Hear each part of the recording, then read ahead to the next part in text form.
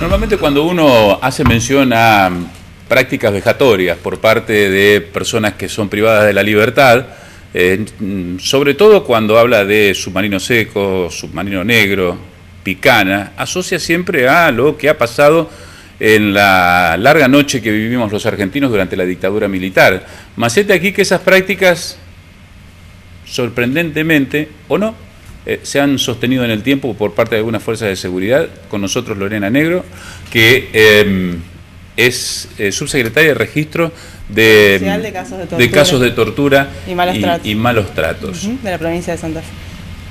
130 para la primera circunscripción con 322 casos registrados, es decir que esos 130 fueron maltratados más de una vez. Exactamente, sí, son 130 víctimas, porque la manera que relevamos es a través de un instrumento estructurado que es un cuestionario, y la unidad de análisis de ese cuestionario es la víctima. Entonces tenemos 130 víctimas durante el año 2015 y 322 afectaciones a los derechos humanos, si se quiere, ¿sí? Tortura, ahí entra todos los tipos de maltrato.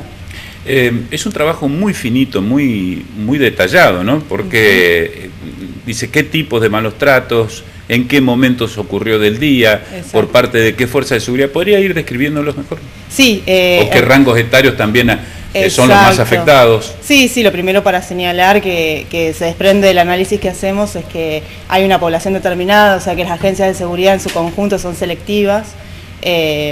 No cualquiera es seleccionado por estas agencias, y que bueno, en su mayoría son jóvenes, varones, ¿sí? Entre 18 y 28 años, digamos la mayor cantidad de casos se concentra ahí, y tienen la característica de tener un nivel de instrucción formal bajo, o sea, los primeros niveles sería sin instrucción, primario incompleto, primario completo, secundario incompleto, hasta ahí digamos como se concentran la mayor cantidad de casos, exactamente.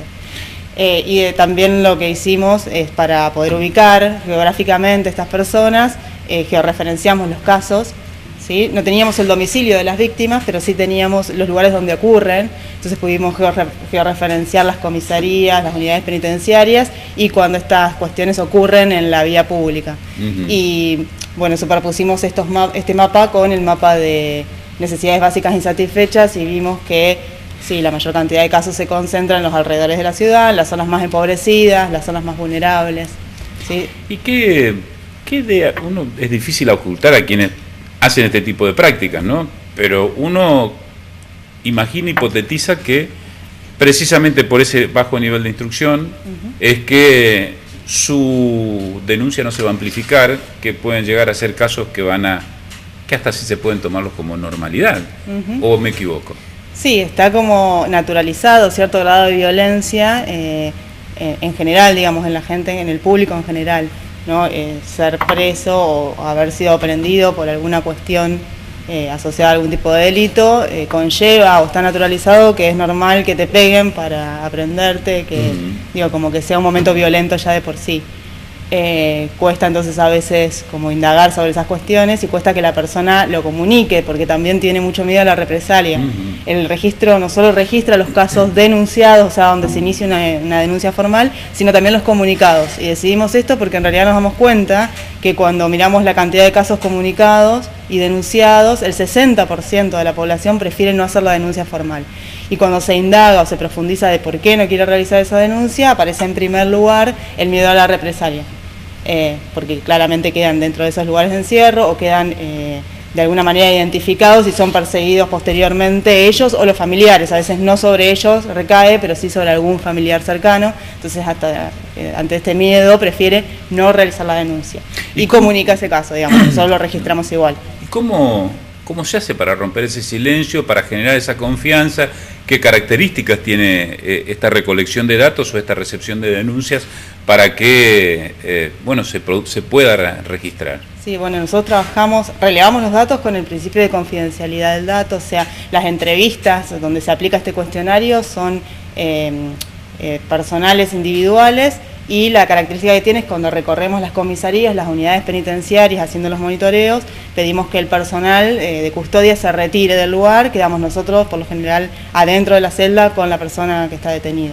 O sea, y si no es, digamos, en un lugar de detención, y es que la víctima se acerca a alguna de las oficinas de la Defensoría o algún familiar, también esa entrevista es privada y nunca se va a publicar el nombre ni ningún dato que se pueda asociar a la persona con, digamos, que lo puedan identificar de alguna manera. Entonces, ese cuidado nosotros lo aseguramos, es importante que se sepa.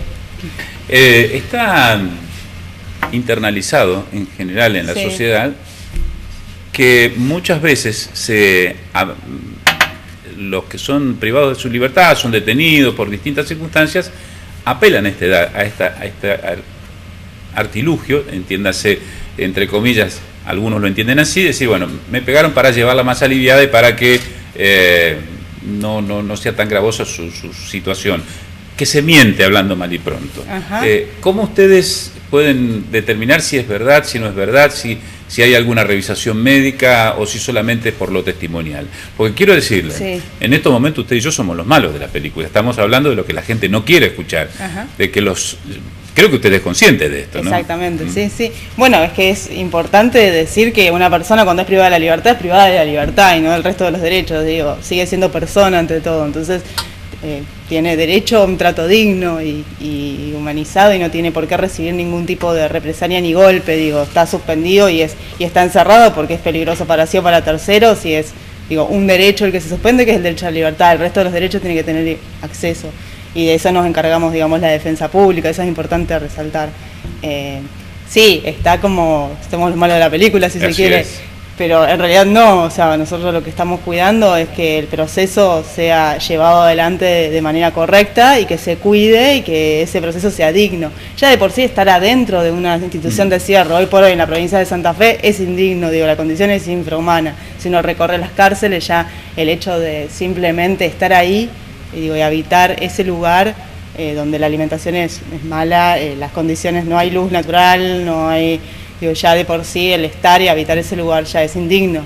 Este es un tema a tratar también, claro, porque es el derecho a la libertad solamente. La estoy escuchando y contrapongo, ¿no?, este posteo en Facebook que ha hecho una docente de Derecho en donde decía que poco menos iban a un palacete de la Recoleta quienes eran detenidos, porque decía, me niego a que se le dé casa, comida y sueldo, ¿no? Claro, bueno, eso es una, no... Me parece creo una que atrocidad. Dista muchísimo de la realidad. Sí, absolutamente. O sea, no me parece, un discurso válido en este momento. ¿Y qué tipo de violaciones o vejaciones sufren quienes son privados de la libertad? Ustedes lo tienen tabulado en grandes cantidades y hay algunos que, insisto, ¿no? Da miedo. Sí, claramente picana cuando nombrabas eso. En realidad nosotros dividimos teóricamente, para poder contarlos, por una cuestión pragmática de poder hacer un análisis de esos datos, lo dividimos en agresiones físicas, agresiones psicológicas y otras afectaciones a los derechos humanos. Ya se sabe que en la realidad cuando uno recibe algún tipo de violencia física, obviamente tiene una consecuencia psicológica, con lo cual separarlo lo podemos hacer solamente a nivel teórico para una cuestión de poder analizarlo y de ordenar, digamos, estos datos.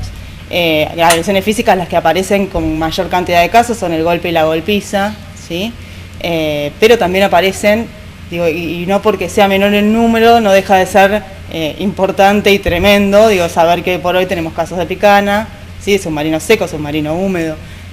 Expliquemos a la gente lo que es el submarino seco. Se le pone una bolsa. Una bolsa y se le encierra y no puede respirar, respira adentro de esa bolsa. Y el submarino húmedo cuando se lo sumerge en el agua, exactamente. Que hemos tenido casos tremendos, que capaz que es un caso, pero que por sí es tremendo, que han sumergido y le han dado corriente eléctrica al mismo tiempo.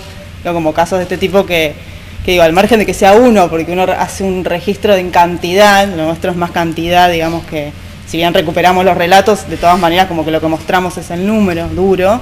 En realidad cuando uno indaga más cualitativamente esos datos, no dejan de ser, tremendos, aunque sea un solo caso que aparezca en la provincia.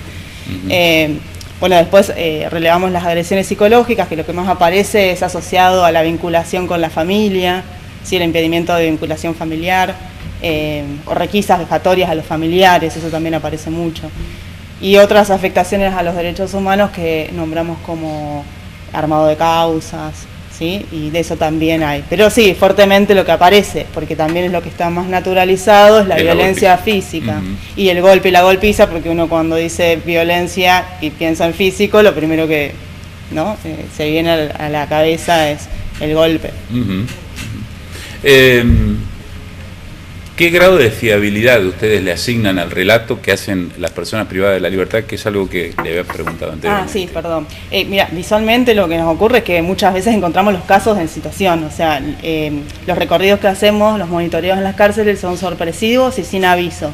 O sea, nosotros tenemos la potestad de poder entrar en cualquier momento a cualquier institución de encierro como defensa pública. Y al recorrer, se pide que no nos acompañe, y al recorrer hemos encontrado muchos casos en los cuales nos encontramos con jóvenes o con alguna persona privada de la libertad que está toda golpeada, que lo estamos viendo nosotros. O sea, que no hace falta ni siquiera, es más creíble, imposible. También, de todas maneras, muchos son constatados médicamente, ¿sí? Se hacen constataciones médicas. En el caso de Picana, la constatación es con una muestra de tejido, es bastante como invasiva, pero sí, de todas maneras en el relato surge y uno sabe de recorrer, estos lugares que esto ocurre, porque además coinciden y son coincidentes los relatos, y cuando uno empieza a unir, muchas veces nos pasa que los casos nos los cuentan cuando, por ejemplo, en jóvenes, cuando pasaron de una institución a la otra, nos cuentan la anterior. ¿Me explico? Ajá. O sea, como ya se fueron de ese lugar y entonces pueden hablar mejor, porque hay mucho miedo de verdad, uno tiene que indagar mucho para ver si qué es lo que efectivamente ocurrió, y lo tiene que recuperar muchas veces del relato, no preguntando directamente. Nosotros le preguntamos, ¿te golpearon? Es bueno, contame, ¿cómo fue cuando te encontraron? ¿Cómo te agarraron? ¿A dónde? Y hablando como un poco de eso, uno empieza a recuperar y a reconstruir esa historia.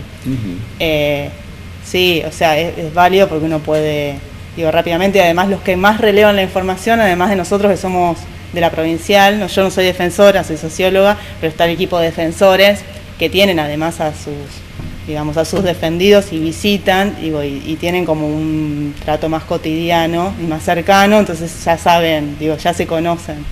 Es muy fácil darse cuenta cuando aparece algo. Cuando se presenta este tipo de casos o este tipo de informes, o que ustedes reciben ese relato, ¿cómo proceden?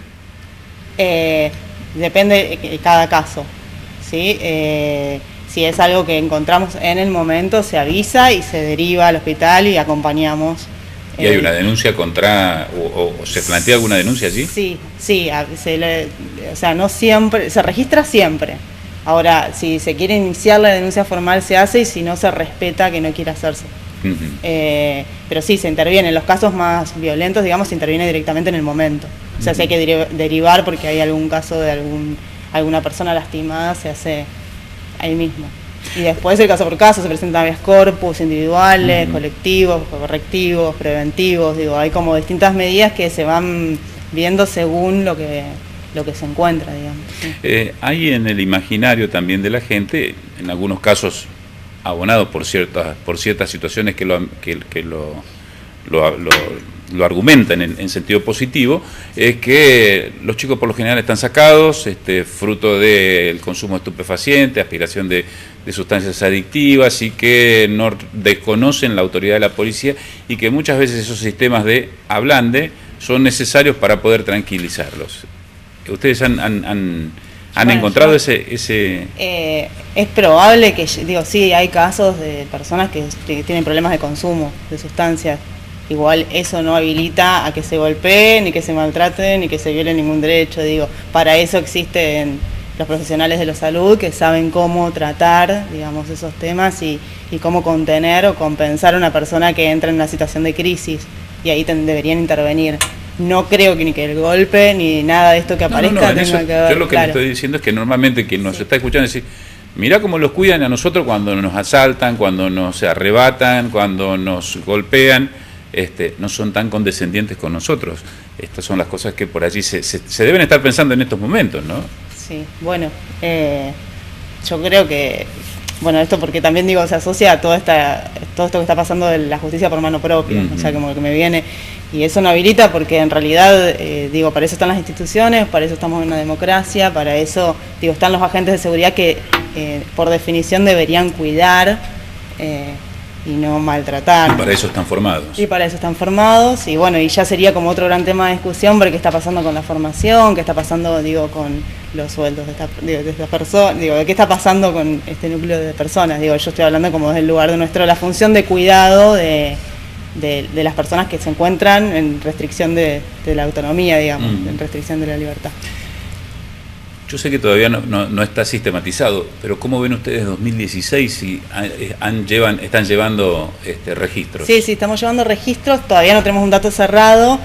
Comparado con 2015 hay un aumento, pero también hay que aclarar de que nosotros estamos afilando como las herramientas de registro, así que además de que se incrementen y que realmente ocurran, también van a aparecer más casos y sabemos que tienen que ver con que mejoramos la manera de registrar y estamos entrenando como a todos los defensores para que puedan como captar más rápidamente esto y que sean más profundas, digamos, las entrevistas. Entonces, estos datos también se están relevando. Sí, no te quiero decir un número exacto ya, no tenemos todavía procesado, en breve tendremos seguramente la mitad del año y podremos hacer algún tipo de comparación con el año 2015, que es el que ya tenemos cerrado, digamos. Cuando le preguntan a usted, ¿de qué trabaja? Y dice, yo trabajo en el Sistema Público Provincial de la Defensa. ¿Y qué hace? Y relevo todas estas cosas.